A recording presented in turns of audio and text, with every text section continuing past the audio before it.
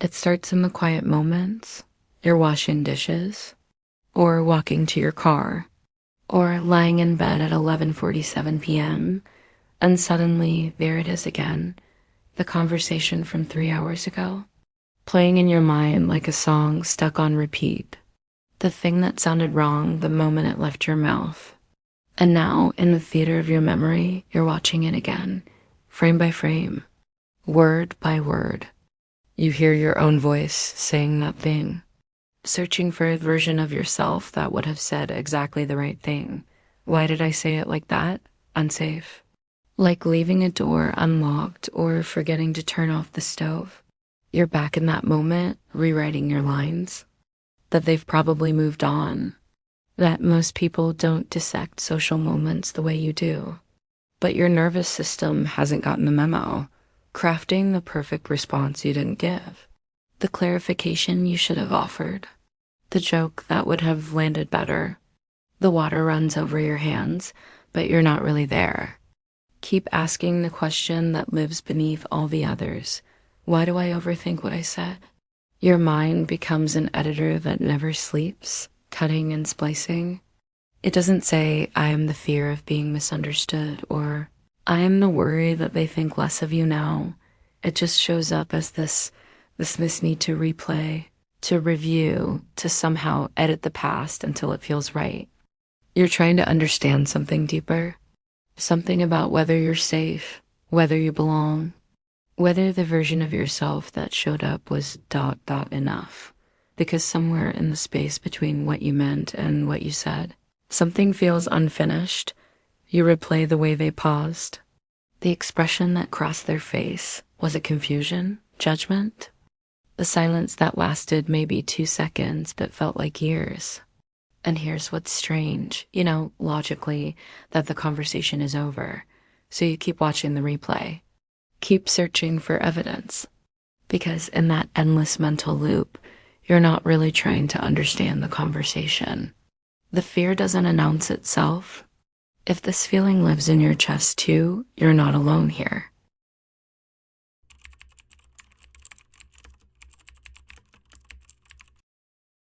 The weight of it sits in your chest like a stone you can't quite swallow. Because this isn't just about one conversation, is it? This is about every conversation. Every text message you've typed and deleted 12 times before sending.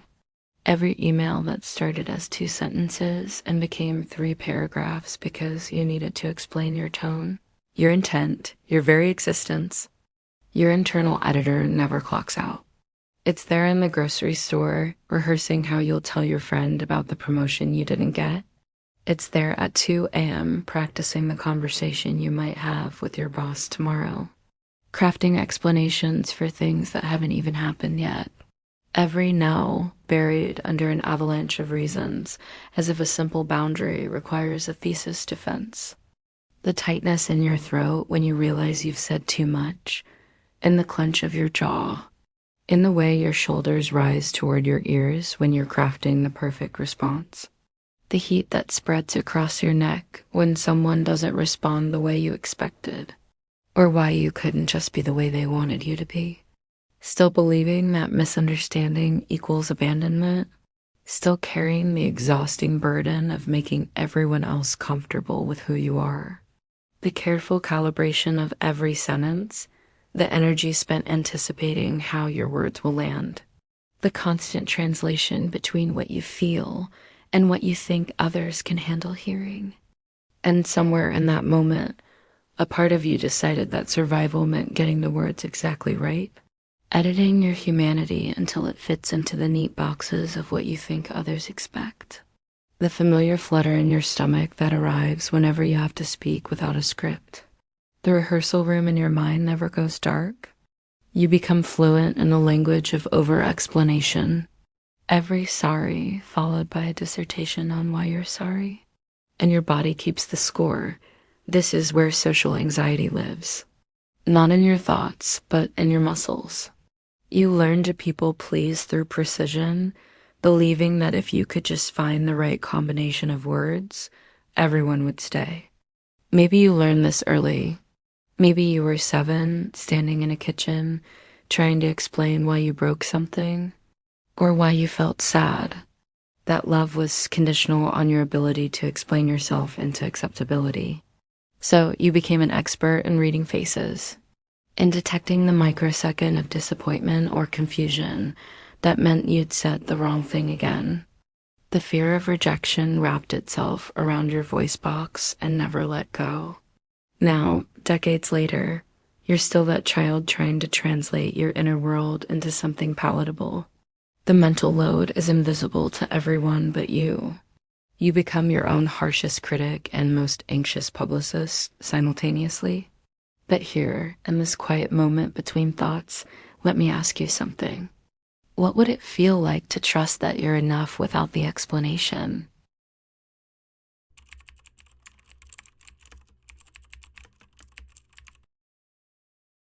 Here's what nobody tells you about all that explaining.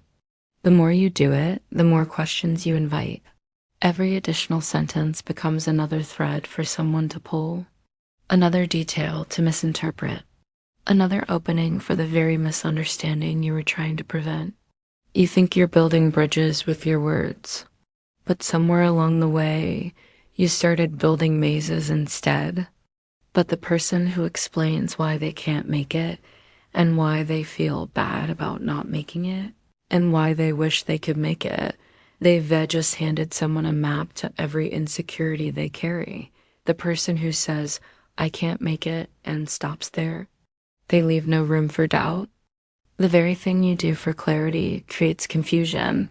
This is the paradox that lives quietly at the heart of it all. You're performing. You're showing exactly where your tender spots are. You're demonstrating that your boundaries come with an asterisk, a footnote, a plea for understanding. The very thing you do for safety makes you less safe. Because when you over-explain, you're not just sharing information. Or do you accept it and move on? But when someone drowns you in justification, suddenly you start wondering what they're not telling you, what they're trying to convince themselves of. Like your own limits require a standing ovation to be valid.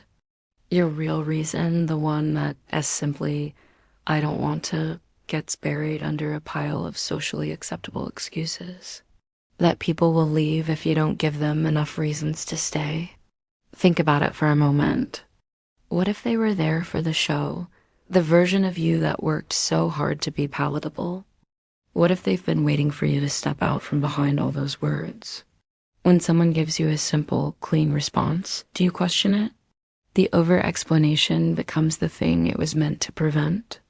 In the moment when you trust someone enough to be misunderstood, lines that exist because you exist. And here's what's even more tender. In all that explaining, you lose yourself. Your actual boundary disappears behind a performance of having the right reasons. You start setting boundaries like you're auditioning for approval. But boundaries aren't arguments to be won. They're not essays to be graded on clarity and kindness. They're just boundaries. Because you matter enough to take up space without a script. The fear of rejection whispers that simple is dangerous. That clean is rude. But what if the opposite is true? What if the people who leave when you stop performing your explanations were never really there for you anyway? And what if the people who matter? Because here's what's quietly true about real connection. It doesn't happen in the explanation.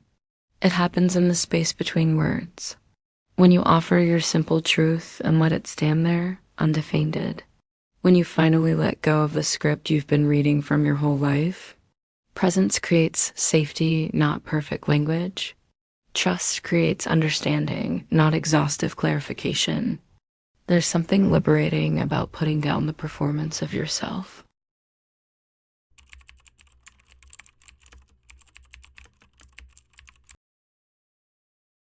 So here you are again, back to that moment with the blinking cursor, the conversation that won't stop playing, the internal editor that never sleeps.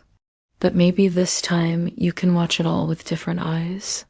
Maybe you can see that 7-year-old who learned that love came with conditions, who discovered that safety meant having the perfect explanation for simply being human, for the way they tried so hard to get it right, for the way they believed that if they could just find the perfect words, no one would ever leave, who started performing themselves into acceptability before they even knew what acceptance meant.